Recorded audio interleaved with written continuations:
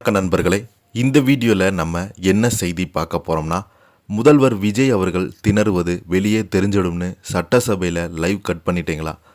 ராஜா கேள்வி. இணையதளத்தில் வைரலாகும் செய்தி. வாங்க என்ன நடந்ததுன்னு சட்டப்பேரவையில் இந்த வீடியோவில் பார்க்கலாம். முதன்முறையாக நம்ம சேனலை ஃபஸ்ட் டைம் பார்க்குறீங்கன்னா சப்ஸ்கிரைப் பண்ணாதவங்களாம் சப்ஸ்கிரைப் பண்ணிக்கோங்க. பெல் பட்டன் சிம்பல் அமைக்கி நம்ம சேனலோட நோட்டிஃபிகேஷனை எனபிள் பண்ணிக்கோங்க. நாங்கள் போடுற வீடியோ எல்லாமே உங்களுக்கு உடனுக்குடனே வந்து சேரும். வாங்க என்ன தகவல்னு பார்க்கலாம். சட்டசபை நேரலையை நிறுத்தியதற்கு முதல்வர் திணறல் வெளியிடப்படும் வீடியோ எனும் பயம்தான் காரணம் என பாஜக மூத்த தலைவர் ராஜா கேள்வி எழுப்பியுள்ளார். கத்திரிக்காய் முந்தினால் கடைக்கு வந்து தீரும், அப்புறம் எதற்கு இந்த ரகசிய செட்டிங் எல்லாம் என்று அவர் கேள்வி எழுப்பியுள்ளார். தமிழக சட்டப்பேரவை நிகழ்வு அனைத்துமே எந்தவித தடையுமின்றி முழுமையாக நேரலை செய்யப்படும் என்று தற்போதைய முதல்வர் ஜோசப் விஜய் தேர்தல் பிரச்சாரத்தில் வாக்குறுதியாக அளித்திருந்தார். ஆனால் சட்டமன்றத்தில் ஆளுநர் உரை மீதான விவாதத்தின் போது நேரலில் திடீரென நிறுத்தப்பட்டும் கடும் விமர்சனத்துக்கு உள்ளாகியிருக்காங்க. இதற்கு பல்வேறு தரப்பினரிருந்து கண்டனம் தெரிவித்து வருகிறாங்க. பாஜக மூத்த தலைவர் ராஜா சமூக வலைதளங்களில் வெளியிட்டுள்ள பதிவில் சட்டப்பேரவை நேரலை நிறுத்தியதற்கு முதல்வர் திணறல் வெளியிடப்படும் என பயம்தான் காரணம். எங்களது ஆட்சியில் சட்டப்பேரவை நிகழ்வில் முழுவதுமாக மக்கள் காணும்படியாக நேரலை செய்வோம்.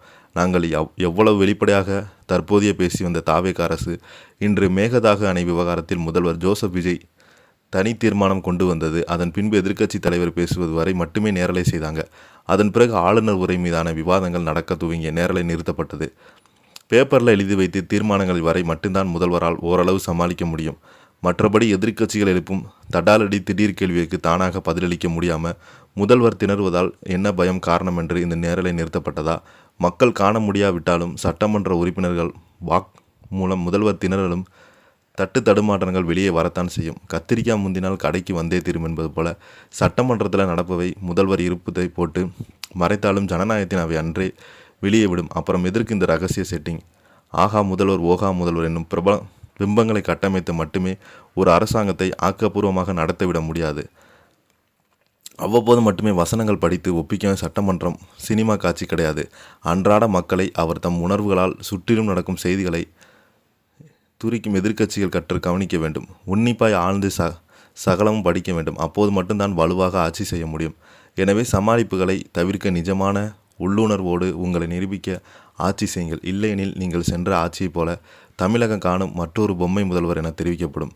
இதை பற்றி நீங்கள் என்ன கீழே உள்ள கமெண்ட் பாக்ஸில் மறக்காமல் பதிவிடுங்க. இந்த வீடியோ உங்களுக்கு பிடிச்சிருந்தால் லைக் பண்ணுங்கள், ஷேர் பண்ணுங்கள், கமெண்ட் பண்ணுங்கள். அப்போ தான் நாங்கள் போடுற வீடியோ எல்லாமே உங்களுக்கு உடனுக்குடனே வந்து சேரும். நன்றி.